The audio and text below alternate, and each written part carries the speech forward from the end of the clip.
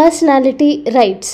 So రీసెంట్గా Delhi high court commerce స్టోర్స్లో artificial intelligence chat బాక్స్లో అండ్ ఇంకా వేరే డిజిటల్ ఎంటిటీస్లో యాక్టర్స్ నేమ్స్ కానీ ఇమేజెస్ కానీ వాయిస్ కానీ మిస్యూజ్ చేయొద్దు అనేసి ఢిల్లీ హైకోర్టు ఆర్డర్స్ పాస్ చేసింది. సో ఇప్పుడు పర్సనాలిటీ రైట్స్ గురించి నేర్చుకుందాం.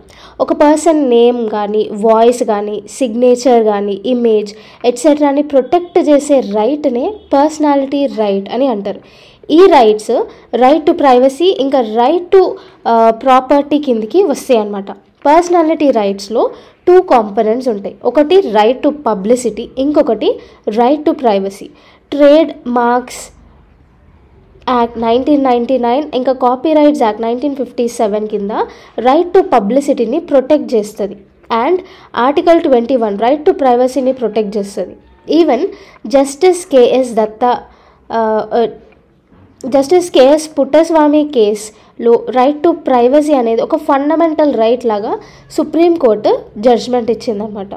So trade marks act 1999, copyrights act 1957 right to పబ్లిసిటీని సపోర్ట్ చేస్తుంది అండ్ ఆర్టికల్ 21 ఇంకా justice KS Puttaswamy case judgement ఏమని జడ్జ్మెంట్ ఇచ్చింది, రైట్ టు ప్రైవసీ అనేది ఫండమెంటల్ రైట్ లాగా సుప్రీంకోర్టు జడ్జ్మెంట్ ఇచ్చింది ఈ కేసులో.